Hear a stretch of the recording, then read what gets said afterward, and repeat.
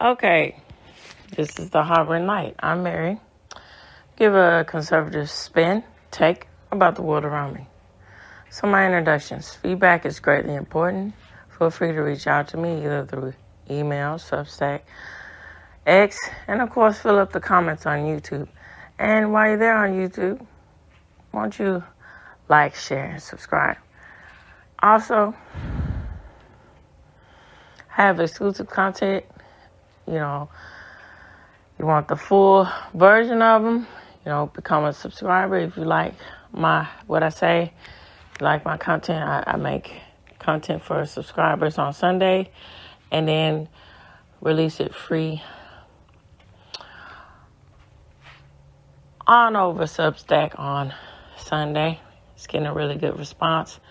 And also, I'm working on that in the coming months here to release twice a week for subscribers out there. So that twice a week. So on the other time that I post is exclusively you can only get if you're a subscriber. Keep a lookout for that. All right, so some of the audio platforms that I'm on Spreaker, I'm on Pandora, iHeartRadio, Spotify, just to name a few. Okay, so as I was saying about Fridays, I'm going to continue that out about fashion and get into the other topic after I get to mostly all the countries that I can get to. I just appreciate all you listeners out there. Thank you so much. It means immensely. It means so much to me, all of you that listen. Thank you. And so I am going to focus on the fashion of Poland for this Friday. Here we go.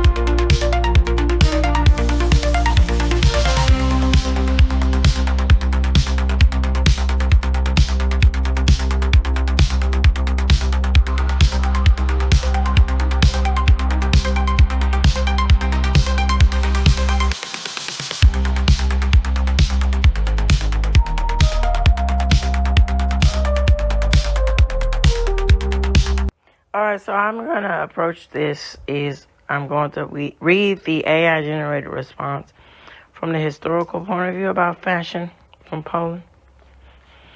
And then after that, I'm going to extend everything with an article about specifically fashion from the 20th century and so forth. All right, so here we go. It says the history of Polish fashion is marked by significant changes and influences over the century. Here are some key periods and aspects of Polish fashion history. Medieval period. All right, so Polish fashion in the late 15th century was influenced by Hungarian and Turkish customs, with garments like chopola, which were inspired by Byzantine court dresses and Central Asian influences. So this is a connection with Hungary, and it was crucial for the development of distinct Polish style of dresses. And I don't know, as I said before, the medieval period gets a bad rap. So a lot of people equate that medieval times, there's the Dark Ages or so forth, but it was a lot of progressive, not so. What I mean progressive in the means of Enlightenment eras that were going on in the development of societal, cultural influences too. So, it's nice to see how that translates to the aspects of fashion here. All right, so 16th, 17th centuries. So the early 16th century saw the introduction of craft-like look, characterized by long flowing robes. The style was reinforced by the reign of King Stephen Batory and King Jan III, who were known for their preference for Polish-style clothing. All right, going on to the 19th century. This period brought significant changes and innovations in fashion. As noted by the opening of the Museum of Historical Costume in Poland, which explores how fashion styles repeated themselves through the century. The museum showcased original dresses and accessories from the 19th century. All right, so we're going to go into the Communist era. So, from 45 to 89. All right, during this time, the centrally controlled fashion industry was often viewed as a bourgeoisie representation of pre-war capitalist world. However, the communist government also used fashion as a propaganda tool to project an image of success and modernity. After the cultural thaw in 1956, following Stalin's death, a golden era of Polish design and fashion emerged. So, this is a very good example of the aspects of how politics influences itself and the masses in ways that you might not think of. And fashion is one of them. So, certain ideas come across with the way you dress. So, it's embodied in the aspects of communist rule and how they look and how they present. They're presenting an image that they want to showcase about their ideologies. And it's quite frightening when you think about it because of the aspect of communist rule and the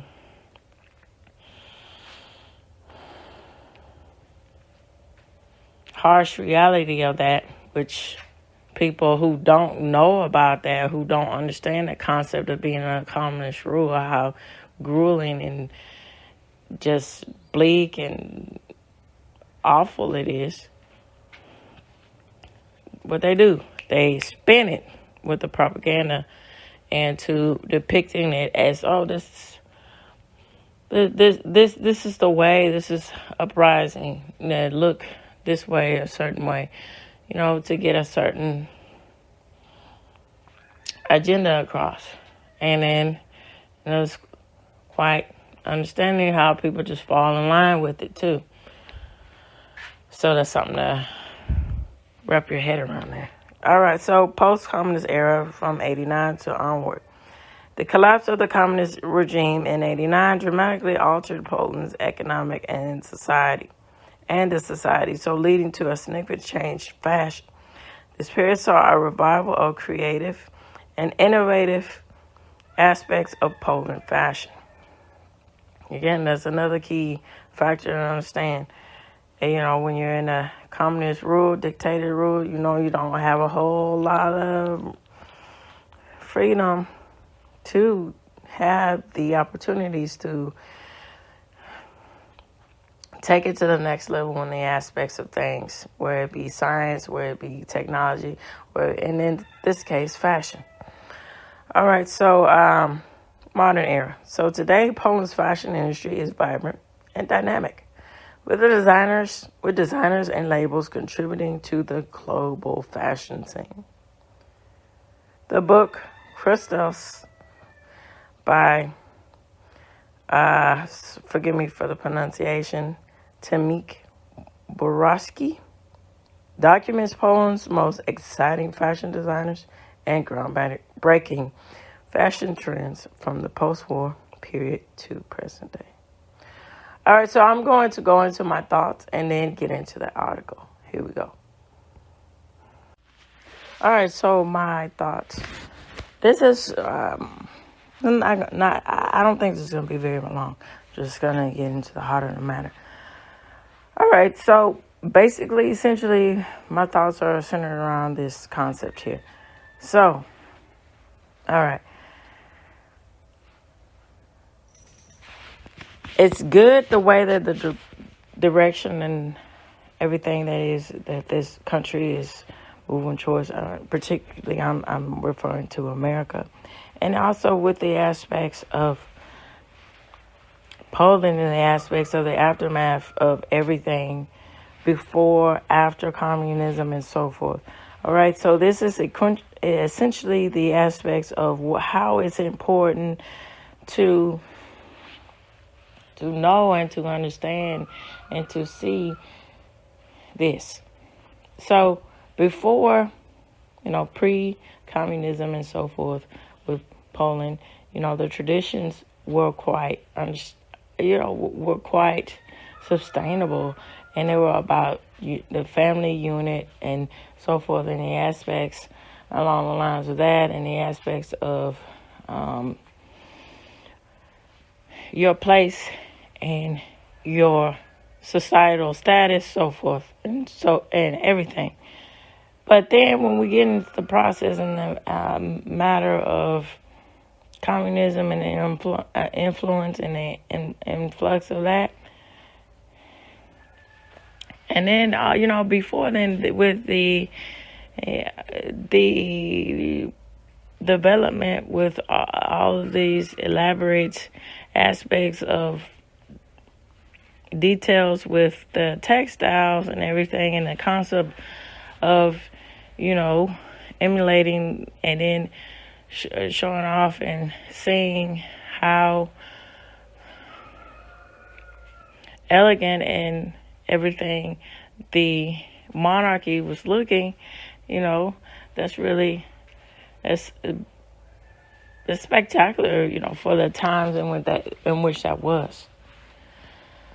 And so,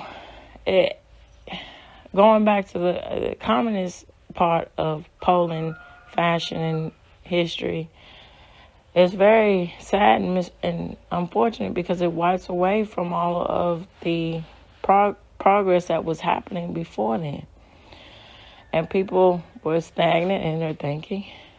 And then if they want to have other aspects about how they want to look, think, or feel, they had no say to do so. And mentality and the concepts of that mentality, brainwashing too, that goes along with it, with saying this is the way to live, this is the way to be. There's no other way. This is the right way. And then,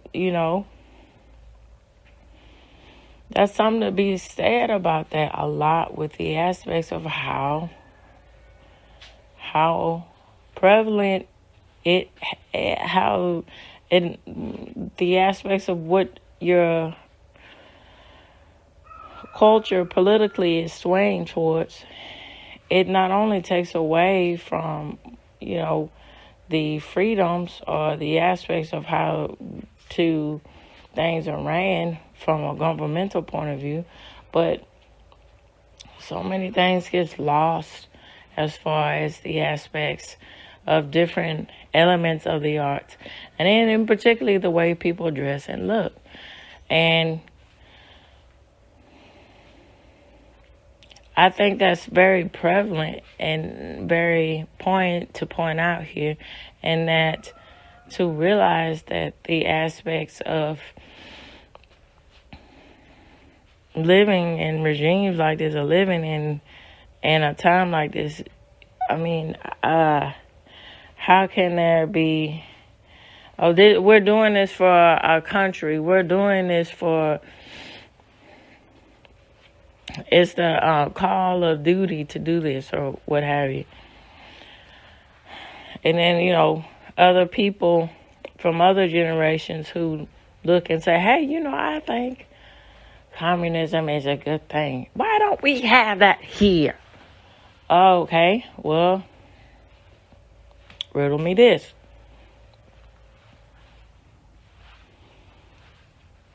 If it's so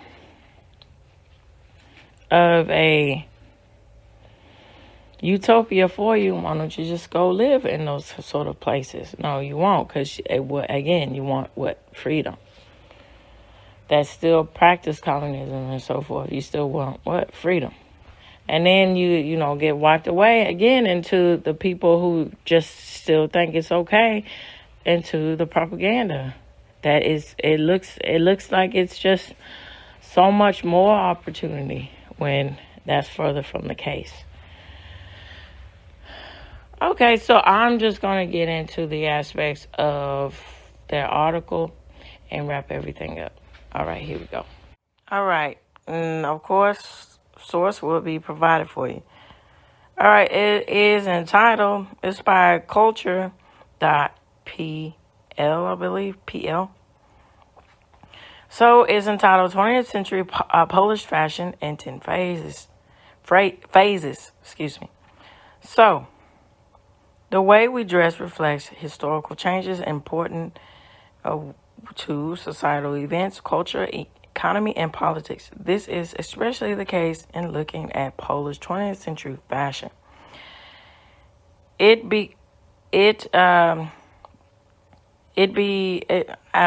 they're saying is a cliche, essentially a cliche to say that fashion is something more than the changing styles of dresses and suits or designs of bags and hats.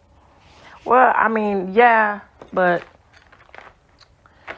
I don't know, it's something cliches, they tend to round out and be true. So, yeah, I understand that point. But the aspects of it is, I take away from this that you really reflect and you really are what you wear. And that really says a lot about how you view yourself and your culture, too. And then how culture into views itself and surfaces itself and influences itself onto the people and to the culture as well. All right, so clothing may provide a certain statement and expression of rebellion, or on the contrary, the desire to fit with a particular group. That is, it can be a manifestation of not only trends but also social moods and aspirations, even a memento of important events. With the help of fashion, one can shape people's thoughts and awaken new needs or encourage creativity, with the past trends becoming a kind of encyclopedia of social, economic, political, and cultural changes. Yeah, if you take note of that about how people were dressing in the past and the history, and you decipher that down and to the details about everything, it again gives you a repertoire of knowledge about that culture of that, and then it expands out to the historical aspects of that society, and you can learn a lot from that. All right, so it was no different through the turbulent 20th century. So looking at the evolution of fashion, it is easy to notice the trace of events in political, social, and technological revolutions when looking at how fashion has evolved. So the transition from the era of elegant private fashion houses through the state-owned companies and market styles to international chains and shopping centuries is, after all, so a record of the socioeconomic history of the part of the world too. So this magazine provides what I'm reading from provides a source of information about everyday life of subsequent generations and countercultures that show the young rebellion against how their values evolved. All right, so we're going to start out with number one, with the fashion house. So the first fashion house began to appear in Europe in the first half of the 18th century. So this entailed the business idea, which arrived in Poland just a few decades later. So because of this, one of the oldest and of the elite Urs fashion house opened in Warsaw as early as 1868. So stylist city dwellers dressed at elegant fashion houses, but shopping at Ayers and these department stores were equally important for building one's image and social position. See, again, status, going back to the aspects of status quo here. And particularly, we're going into the aspects of the 18th century. So that's how that merges with the Victorian era too. And, excuse me, knock something over there. Okay, and how that with genteel and debutante and sort of very elegant, but at the same time very demure aspects about fashion and elitism sort of, but the aspects of high society within that concept of everything. All right, so fashion magazines. Writing about appearance and grooming emerged in the press at more or less the same time as fashion houses. So the first publication positioning itself as a woman's magazine was the Ivy, published in 1865. Over the course of the 20th century, there were dozens of women magazines in those days. There were no other publications for women, and each certainly had an impact on shaping popular opinion and lifestyle.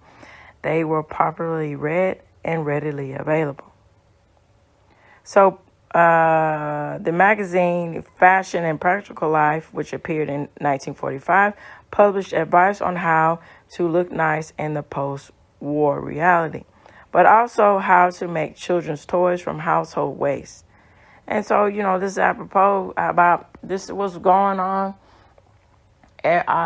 all internationally, and then, in America and so forth, how they all connect. That's a nice touch of how everybody was feeling the brunt of this war, that you have to ration what you have. You have to make do with what's around you and then move forward and be progressive. That's really a lesson to learn from that.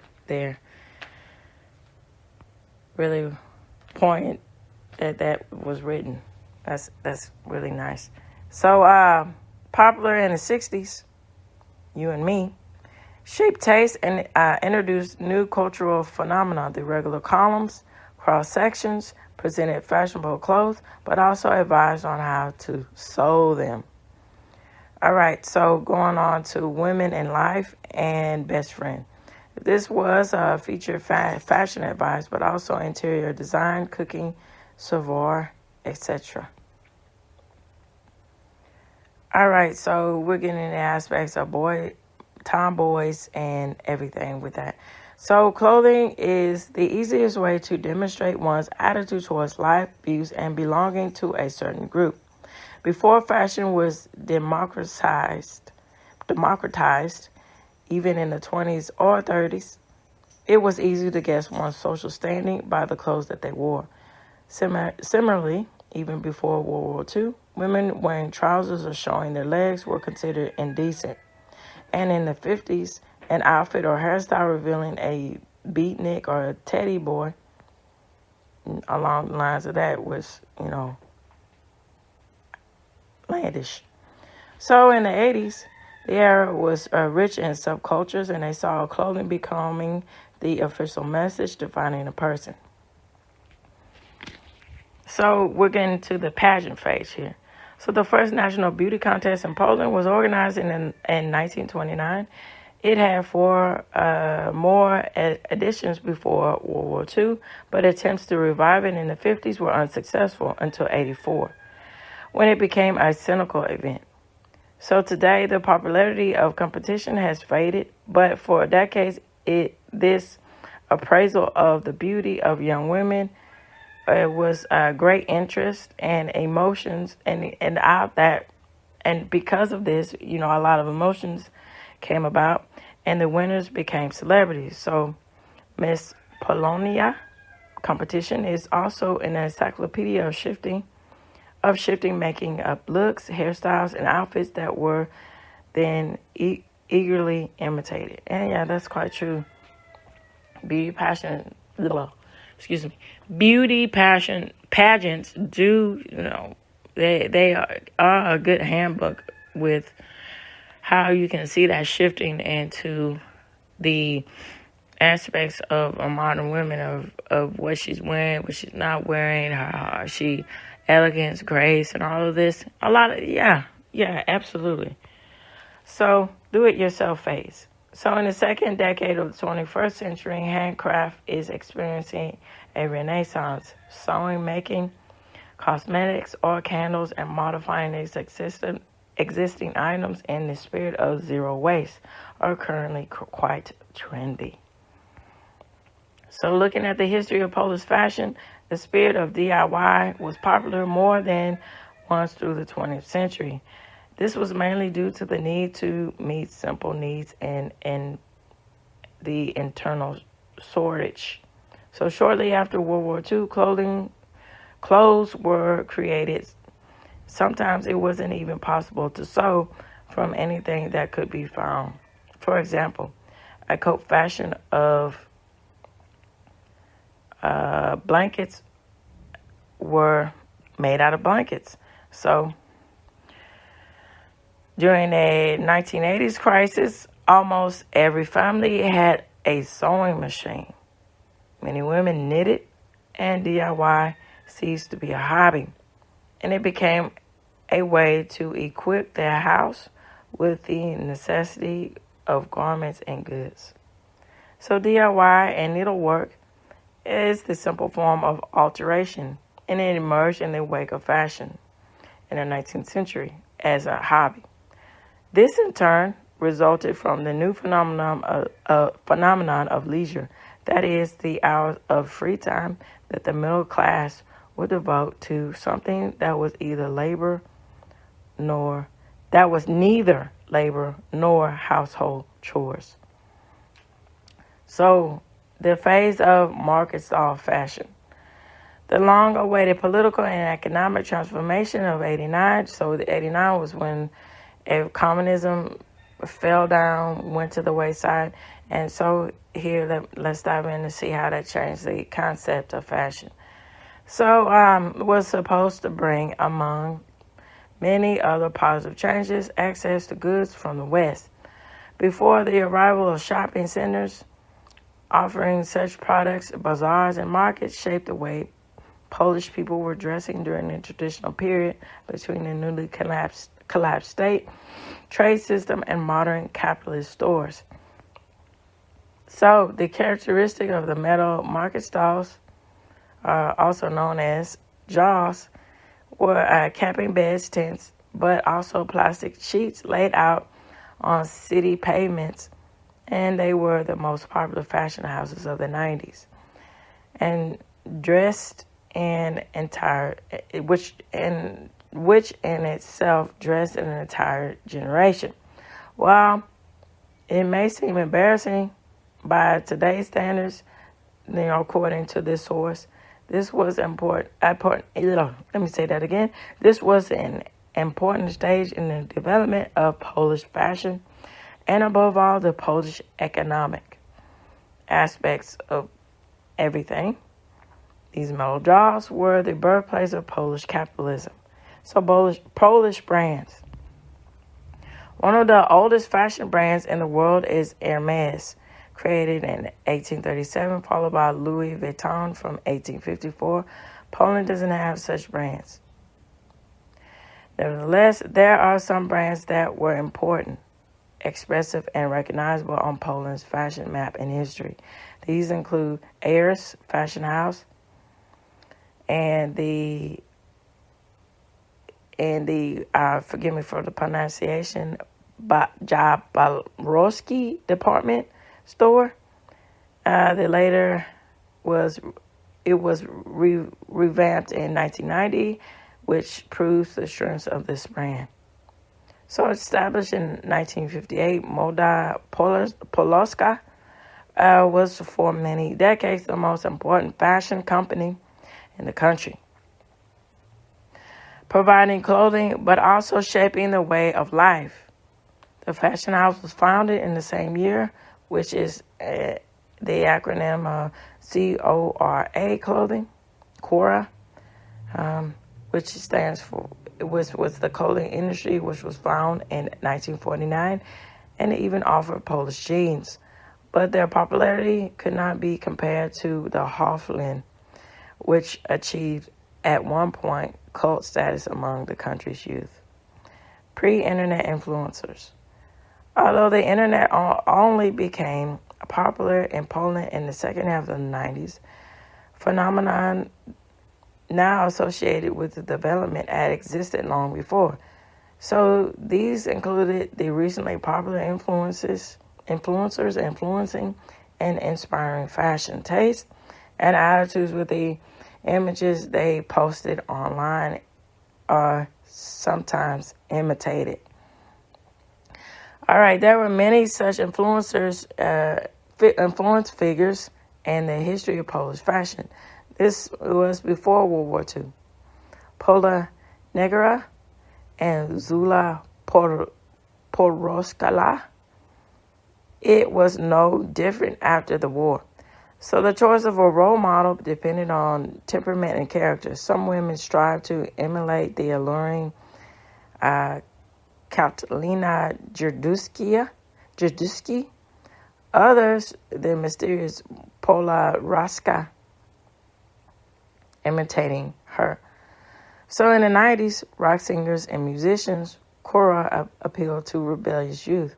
But disco polo icon Shaska also had quite a few followers. Getting to know these celebrities tell us more about those times than knowing what stage costumes were eagerly imitated. So iconic accessories.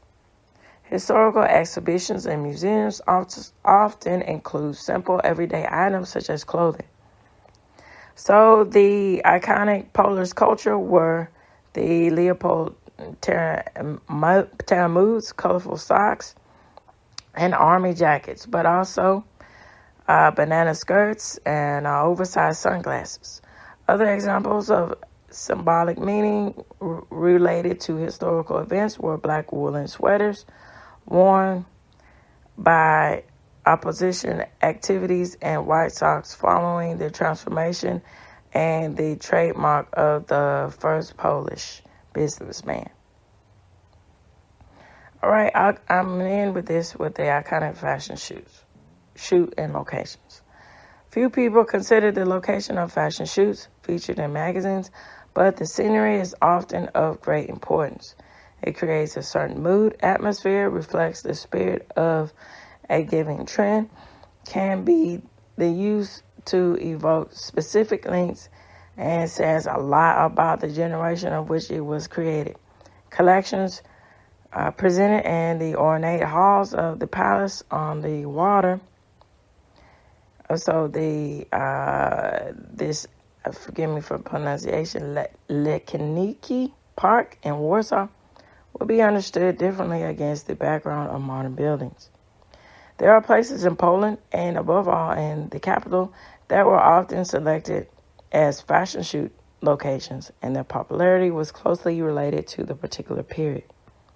So the halls of Royal Castle, or the aforementioned Laskaniki, are evergreens, but such particular places in Warsaw as Construction Square or Eastern Wall also had their 5 minutes of fame. For many years, the ultra-modernist traces of the Central Department Store enjoyed great popularity as a venue for photo shoots and fashion shows. At the end of the 20th century,